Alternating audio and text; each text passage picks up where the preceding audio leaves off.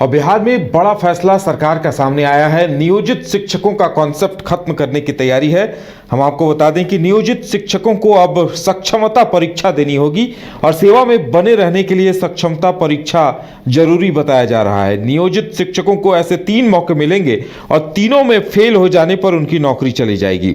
हम आपको बता दें कि 26 फरवरी से यह सक्षमता परीक्षा शुरू होगी। तो नियोजित पद खत्म करने की तैयारी में है अब बिहार सरकार और के पाठक की कमेटी ने बड़ा फैसला लिया है। नियोजित शिक्षकों को 3 मौके मिलेंगे और तीनों में अगर वो फेल हो जाते हैं तो उनकी नौकरी चली जाएगी। तो नियोजित शिक्षकों को लेकर सरकार का बड़ा फैसला, उन्हें सक्षमता परीक्षा देने का मौका दिया जाएगा। अगर वो परीक्षा में पास करते हैं तो वो सीधे नियोजित शिक्षक हो जाए, सीधे वो शिक्षक नियुक्त हो जाएंगे और ऐसा नहीं होता है तो फिर उन्हें फेल माना जाएगा। और ज़्यादा जानकारी के लिए इस वक्त हमारे साथ हमारे बिहार संपादक एस के राजीव जुड़े हुए हैं। राजीव जी, जिस तरह से ये बड़ी खबर आई है, कहा जा सकता है कि काफ़ी नियोजित शिक्षक जो लाखों की संख्या में हैं उनके लिए बहुत बड़ा फैसला है ये।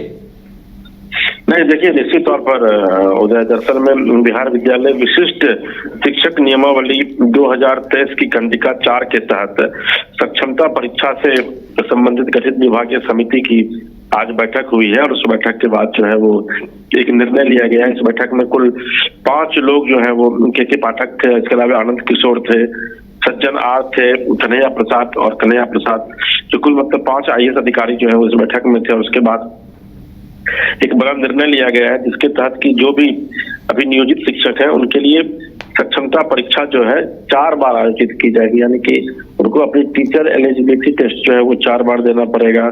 और इसमें से 3 चरणों की परीक्षा में जो नहीं बैठते हैं या 3 चरणों से कम में बैठते हैं या 3 चरणों की परीक्षा में बैठने के बाद उत्तीर्ण नहीं होते हैं तो उन सभी स्थानीय निकाय शिक्षकों की सेवा जो है वो समाप्त कर दी जाएगी। और इस पर समिति अभी फिलहाल इस अनुशंसा को सरकार को सौंपी है और सरकार से जो है सो निर्णय की अपेक्षा की जा रही है। कभी ये एग्जीक्यूट नहीं किया गया, अभी लागू नहीं किया गया, बल्कि इसकी अनुशंसा जो है वो की गई है।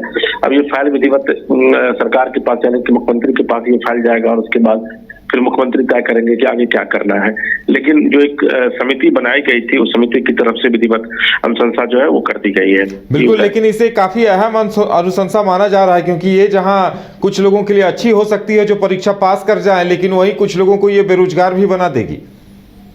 देखिए, निश्चित तौर पर उदय जी, कुछ लोग इसमें जो लोग वाकई में टीचर के लायक हैं या फिर जो एलिजिबल है वो इस परीक्षा के बाद बने रहेंगे और जो इस परीक्षा में उत्तीर्ण नहीं कर पाएंगे या परीक्षा में बैठ नहीं पाते हैं तो उनकी सेवा समाप्त कर दी जाएगी। तो निश्चित तौर पर कहीं ना कहीं से एक जो गुणवत्तापूर्ण शिक्षा देने की बात जो बिहार सरकार हमेशा से करती रही है, तो आप उस तरीके से इसको जोड़ करके देख सकते हैं। लेकिन जैसा मैंने आपको बताया कि फिलहाल अभी ये सरकार के पास अनुशंसा के लिए भेजा गया है।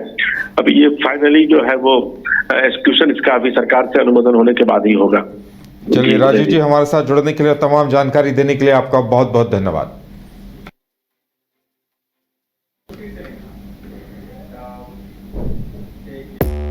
पांच राज्य, 61 शहर, 150 प्रोजेक्ट और एक वास्तु विहार।